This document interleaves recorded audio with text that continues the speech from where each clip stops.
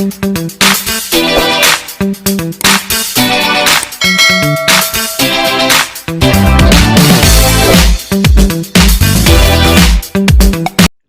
warahmatullahi wabarakatuh. Seperti janji saya pada video sebelumnya bahwa momen 1 Syawal, hari kemenangan, Safrial TV akan melakukan perubahan-perubahan. Tapi sebelum kita melakukan kepada perubahan-perubahan untuk membenahi Safrial TV, saya ingin kita semua, guys, ingin mengetahui dulu kondisinya Safrial TV itu. Saya sudah mengatakan pada Anda bahwa Safrial TV hanya one man show sekarang. Tidak ada yang membantu. Kenapa? Ya karena yang pertama kali Safrial TV tidak mampu, belum menghasilkan secara finansial. Jadi untuk biaya personalnya tentu memerlukan budget. Begitu juga fasilitas. Safrial TV belum punya fasilitas yang memadai. Belum ada mic yang nempel di sini untuk memperkuat sound. Belum ada kamera, apalagi operator. One man show, hanya sendiri. Mulai dari ide-ide yang mau diambil, sampai mengeditnya, dan menguploadkannya di Safrial TV. Dan kenapa itu saya ingin katakan pada Anda? Agar semuanya tahu bahwa ini sejarahnya Safrial TV setelah 1 tahun sudah mencapai 1000 subscribe, namun belum menghasilkan secara finansial karena jam tayangnya itu belum mencukupi. Dan belum ada endorse. Belum ada. Silahkan kalian mau endorse, silahkan. Tapi perlahan yakin bahwa Safrial TV dalam waktu tidak terlalu lama akan meningkat, tentu dengan bantuan Allah Subhanahu wa taala dan dukungan Anda. Anda mensubscribe Safrial TV. Baik, kali ini saya akan menceritakan pada Anda bahwa di mana Safrial TV itu alamatnya. Banyak yang tidak tahu. Tapi sebagian kalau mahasiswa karena ini ada kaitan dengan mata kuliah, mereka tahu alamatnya, yaitu alamat rumah saya. Jalan Air Dingin, Gang Takwa 5, nomor 51, Simpang 3 Pekanbaru. Jadi saya ulangi lagi. Jalan Air Dingin, Gang Takwa 5, nomor 51, Simpang 3 Pekanbaru. Nah, bertepatan ini juga alamat tempat saya tinggal. Lalu studionya ada enggak? Ada, dalam khayalan. Studio Safrial TV itu masih dalam konsep dalam khayalan. Nah, bagaimana caranya membuat konten? Studionya nggak ada. Safrial TV memanfaatkan ruang tamu. Ruang tamu yang cukup bagi saya nih, bukan bagi orang kaya, bagi saya nih cukup besar. Saya punya ruang tamu 8x12. Dan inilah tempat saya membuat studio. Mengolah studio tanpa ada peredam suara. Tanpa ada desain yang tetap. Ini kondisinya. Nanti kita lihat kondisinya ruangan ini. Lalu apalagi yang bantu? Sepasang kursi jati. Tempat saya duduk membuat konten. Dan kemudian ada tripod, ada HP, 2 HP sekarang, pada awalnya mula 1 HP. Boleh saya sebutkan pada Anda, saya menggunakan HP Xiaomi 9A pada awalnya. Namun karena kebutuhan, saya tidak mungkin membeli kamera, operasionalnya susah karena saya sendiri, saya menambah lagi dengan HP Xiaomi 10. Ini yang mengambil rekaman di video kita ini sekarang HP Xiaomi 10. Ini bukan promosi ya, karena ini memang kenyataan. Jasanya HP ini tidak boleh kita lupakan. Terlepas dari yang punya pabrik merasa merasa merugi atau merasa beruntung dari apa yang saya sebutkan. Terlepas dari itu. Tapi saya menyadari, saya menyampaikan bahwa itu yang saya miliki. Xiaomi 9A dan Xiaomi 10. Xiaomi 10 ini sudah berjalan ketika Safrudal TV itu sudah berjalan 1 tahun. Karena saya memerlukan HP hasil kamera yang bagus. Nah, akhirnya kita lihat sesuai dengan kemampuan Xiaomi. Ini pun dibeli dengan cara kredit, menggunakan kartu kredit, dengan cara cicilan sekian bulan. Nah, saya nggak tahu itu urusan anak saya. Tidak ada kerahasiaan di Safrudal TV. Kenapa? Karena ini mudah-mudahan menjadi motivasi bagi para pemula. Saya para pemula juga. Kemudian 2 HP ini membantu saya. Satu, saya menggunakan paket smartphone. Kemudian yang ini saya pakai Telkomsel. Paket smartphone per 1 bulan, ini Telkomsel 30 GB 1 bulan. Ya rata-rata kalau sekarang satu paket itu 82.000. Kalau ini saya bisa menggunakan, kalau di Telkomsel ini 2 kali ngisi paket. Jadi mudah-mudahan tidak putus. Ketika paket ini habis, paket yang ini tetap berjalan. Saya mengupload dengan menggunakan Telkomsel dengan Xiaomi 90 ini. Jadi ini yang lebih banyak kameranya saya ambil, kemudian saya menggunakan YouTube lain, menonton, mempelajari menggunakan smartphone. Jadi saya di samping membuat konten, waktu-waktu kosong saya belajar. Semua konten-konten yang menurut saya bagus. Kalau misalnya saya ketika ingin melihat konten Rans, saya buka beberapa konten Rans. Mungkin semalaman saya bisa nonton tentang Rans. Saya ingin belajar tentang bagaimana perkembangannya YouTube Baim Wong. Maka saya akan semalaman membuka YouTube Baim Wong. Begitu juga Sule, Hatta Halilintar, Deddy Kobuzer, karena tidak ada guru yang bisa mengajarkan saya. Ataupun kalau ada, perlu berbayar. Saya nggak punya duit.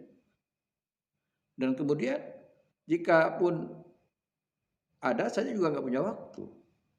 Berarti saya otodidak. Perlahan-lahan saya belajar bagaimana mengeditnya. Bagaimana membuat konten yang bagus. Sebagai konten kreator tidak mudah.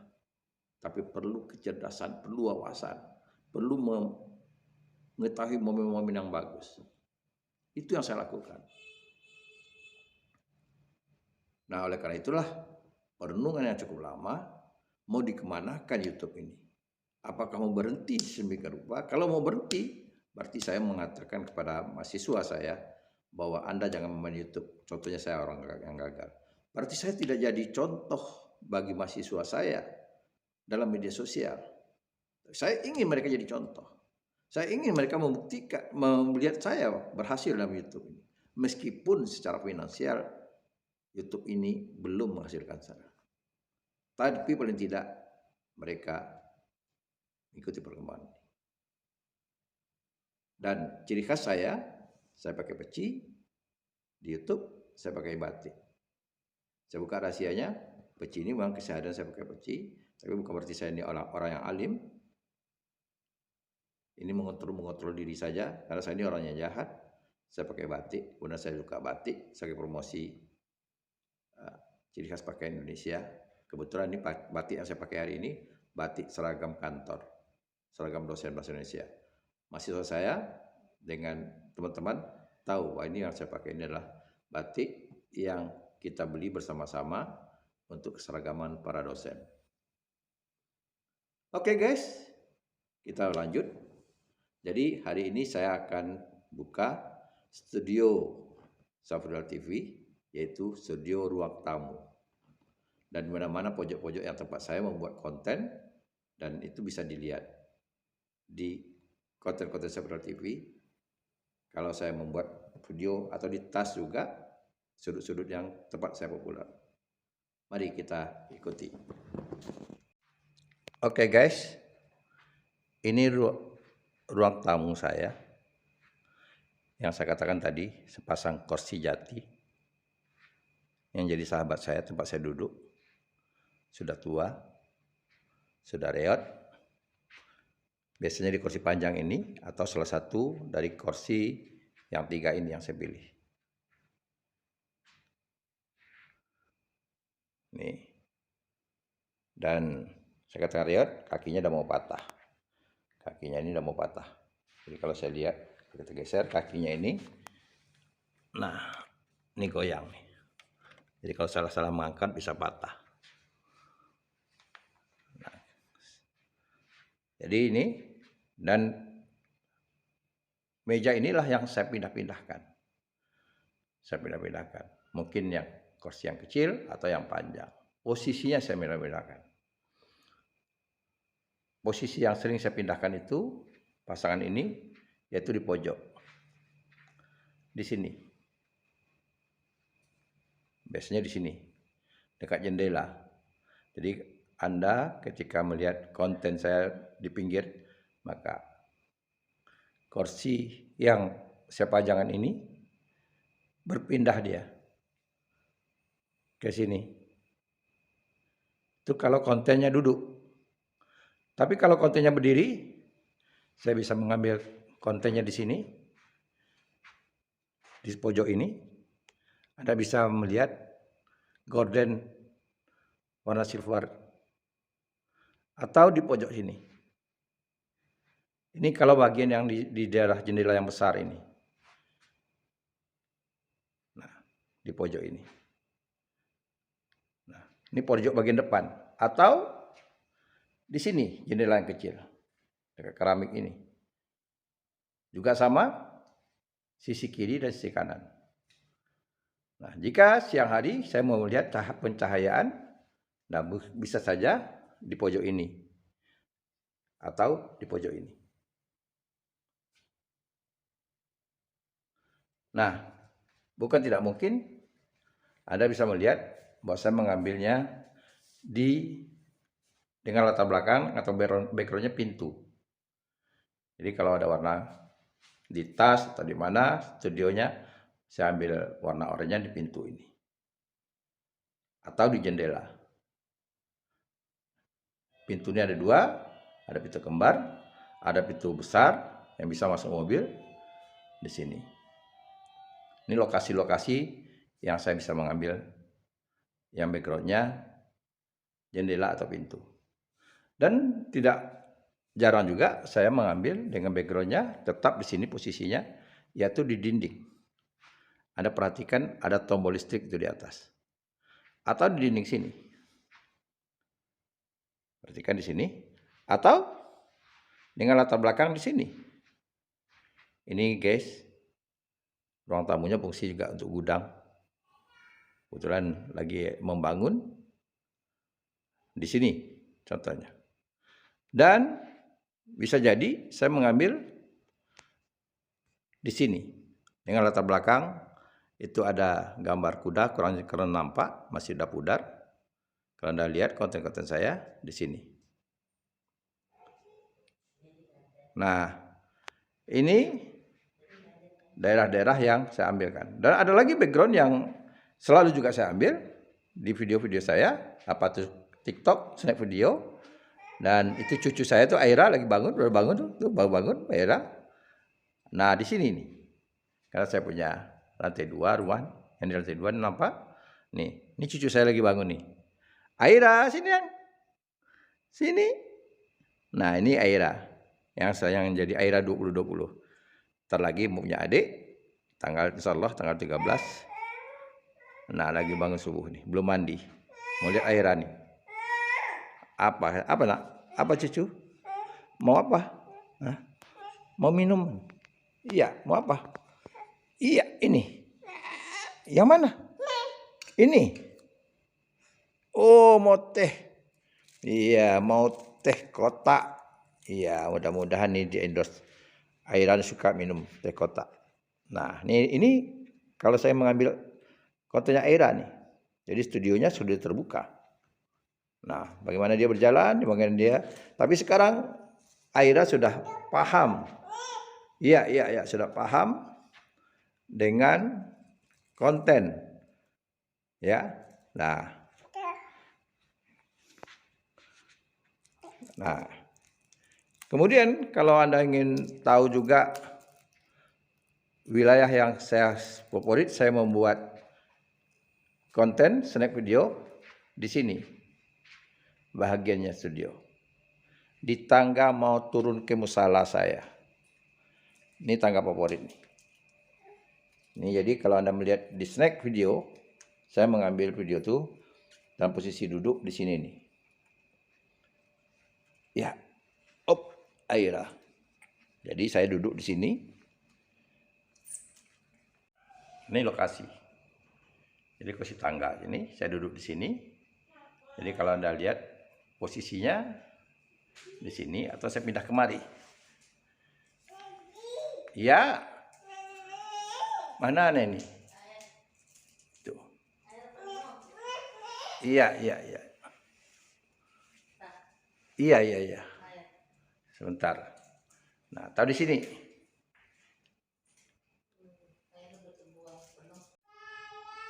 Jadi guys, inilah studio. Ruang tamu rumah yang selalu saya jadikan lokasi konten. Apakah itu Subviral TV, tas, snack video, TikTok. Nah, ini lokasinya.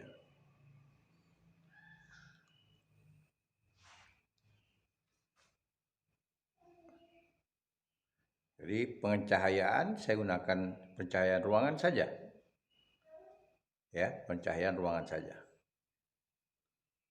Dan fasilitas yang saya gunakan, yang saya miliki, saya katakan sebagai bukti pada Anda, saya punya HP Xiaomi yang memorinya sekarang penuh. Ini Xiaomi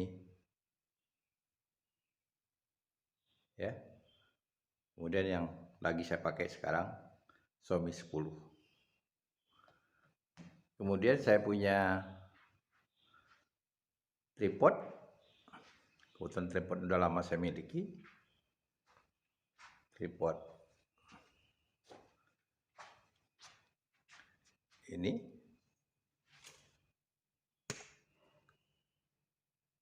udah selama saya miliki karena saya dulu ngajar tentang fotografi dan jurnalistik ketika masih zamannya menggunakan kamera film.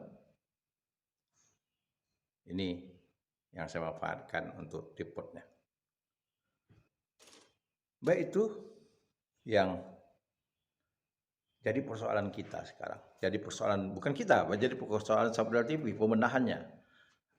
Apa yang harus dibenahi? Tentu untuk indoor, tentu Anda semua sudah mulai dapat jawaban. Apa itu? Studio.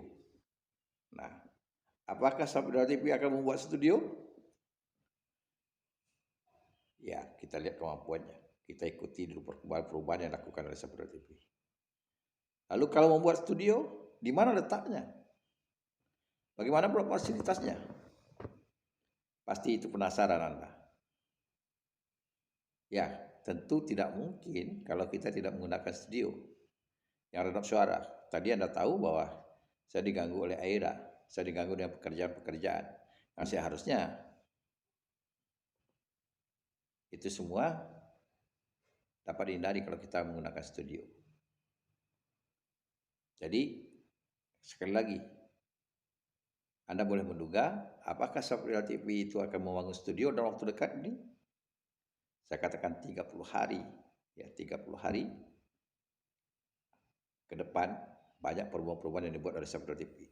Dan konten-konten Subviral TV itu akan berbeda jauh. Terus akan diupload setiap hari.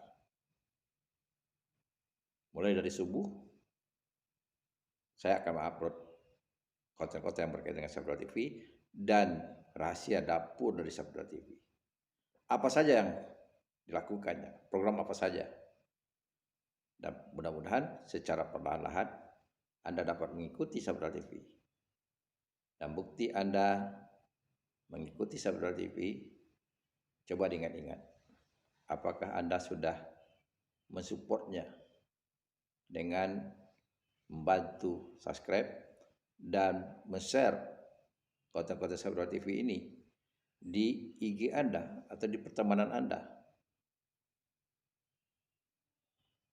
Mudah-mudahan dengan saling membantu kita terus berhasil. Karena banyak program Sabda TV yang harus diwujudkan. Yang tidak boleh saya ceritakan mungkin di awal. Karena nanti kata orang itu omong besar. Cuma kita buktikan. Itu apa Sabda TV itu dibentuk. Dan tentu Sabda TV tidak hanya Sabda TV yang akan berkembang. Fasilitas kalau diadakan bukan hanya untuk Sabda TV, untuk Tas TV, untuk ruku-ruku, untuk Aira TV, untuk TikTok, untuk snack video, bahkan untuk pelatihan-pelatihan dan jasa-jasa yang dapat membantu para YouTuber pemula. Jika mereka tidak punya fasilitas, mereka bisa memanfaatkan fasilitas yang ada pada Sabda TV. Tentu yang akan saya tawarkan itu adalah pada mahasiswa kita. Mahasiswa Bahasa dan Sastra Indonesia, FKIP Unri. Sebab pada mahasiswa sastra Indonesia sudah tercatat lebih dari 200 YouTuber pemula yang harus dibina karena kita belum mampu mengundang para YouTuber yang sukses. Dan ini kalau didengar oleh beberapa YouTuber, kita membuka diri. Pak Imo Wong, Deddy Kobuzer, Raffi Ahmad yang kebetulan kemarin beberapa bulan lalu pernah Pekanbaru meresmikan konten berkaitan dengan usaha durian dan banyak lagi yang lain. Kita ingin suksesnya mahasiswa seperti Vicky Naki, mahasiswa anak Pekanbaru yang dari Rumbai.